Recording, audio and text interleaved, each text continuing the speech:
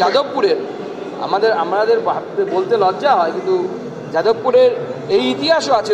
নবীন প্রজন্ম হয়তো জানেন না যে যাদবপুরের মধ্যে এই অতি বামদের দ্বারা একজন উপাচার্য তিনি খুন হয়েছিলেন, গোপালবাবু।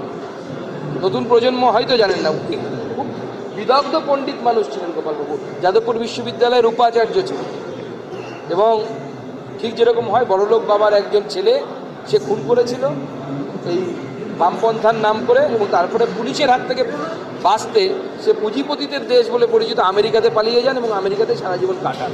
তখন কিন্তু তার আর গরিব মানুষের কথা মনে পড়ে।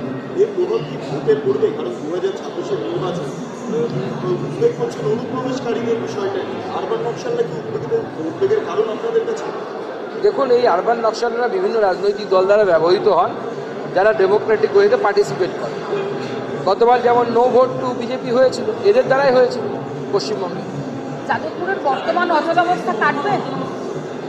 অচলাবস্থাটা খুব আর্টিফিশিয়াল আমার মনে হচ্ছে, চাইলেই কেটে যায়। এটা তৈরি করা হয়েছে, এটা স্পন্সার্ড, প্ল্যান। নাহলে আপনাদেরই আমি প্রশ্ন করছি, আপনারা অনেক বুদ্ধিমান মানুষ এখানে, যারা বাংলার তথা ভারতবর্ষের রাজনৈতিক গতিবিধির উপর নজর রাখেন নিখুঁতভাবে। এত বছর ব্রাত্যবাবু কত বছর শিক্ষামন্ত্রী আছে? 3 বছরের বেশি হয়ে গেছে। তিনি একবারও যাদবপুরে যাওয়ার প্রয়োজন মনে করলেন না। হঠাৎ করে এই ভোটের আগে, যখন ঠিক 1 বছর মতো বাকি আছে, তার যাদবপুরে যাওয়ার কী প্রয়োজন হবে? তাহলে যাদবপুরের বর্তমান অবস্থার জন্য আপনি কি সরকারকেও দায়ী করছেন? শেষ করতে হবে। ব্রাত্য বসুর নামে ওয়ান্টেড পোস্টার, ব্রাত্য বসুর নামে ওয়ান্টেড পোস্টার করেছে।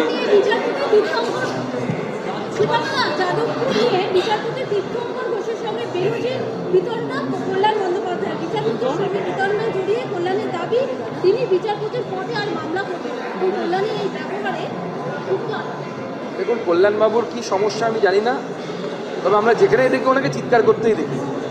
লোকসভাতে চিৎকার করেন উনি। আমাদের লজ্জায় একটু মাথা নিচু করেই থাকতে হয়, কারণ এই ধরনের অসভ্যতা লোকসভার মধ্যে কংগ্রেস বা অন্য রাজনৈতিক দল যারা আমাদের বিরোধী, তাদের কোনো সাংসদ করেন না। কারণ লোকসভার একটা ডিগনিটি আছে, লোকসভা বেশ কিছু প্রোটোকল মেনে চলে। নতুন তো কিছু নয় যে লোকসভার মতো জায়গায় গিয়ে চিৎকার চেঁচামেচি করবে, তিনি তো কোর্টে গিয়ে ওরকম চিৎকার চেঁচামেচি করবে। তিনি মনে করেন তিনি চিৎকার করলেই সব ফাটিয়ে দেবেন, সবাই সব কিছু মেনে নেবেন। ওনার চিৎকারকে কেউ গুরুত্ব দেয় না, কমেডি শো মনে করে। ব্রাত্য বসুর নিজের এলাকাতেই ব্রাত্য বসুর নামে ওয়ান্টেড পোস্টার। এখন বেশ কিছুদিন এরকম চলবে। বাম এবং তার সাথে তৃণমূল, এদের নিজেদের পরস্পরের পিঠ চুলকে দেওয়ার প্রতিযোগিতা চলছে। বামেদের পিঠ চুলকে দেবে তৃণমূল, আর তৃণমূলের পিঠ চুলকে দেবে বামপন্থী। ওনার এই মাসের শেষের দিকে আসার সম্ভাবনা আছে। আমি অলরেডি ক্লিয়ার করেছি আপনাদের কাছে, এটা রাজনৈতিক কৌশল, purely it's a political agenda, political planning.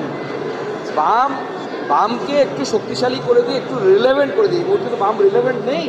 গত লোকসভা নির্বাচনের পর আরও ধপাস করে পড়ে গেছে। সব মিলিয়ে মনে হয় 60 লক্ষের আশেপাশে ভোট আছে। আমি বলে দিচ্ছি আগামী বিধানসভায় 40 লক্ষে পৌঁছবে। এবার বামেদেরকে এই উত্থান একটু তুলে দেওয়া হচ্ছে, জাগিয়ে দেওয়া হচ্ছে কুম্ভকর্ণের ঘুম থেকে, যাতে কিছু হিন্দু ভোট কাটতে পারে। কারণ জানেন মমতা বন্দ্যোপাধ্যায়, হিন্দু ভোট যদি 4% কনসলিডেট হয়ে যায় তাহলে পরেই বিপদ।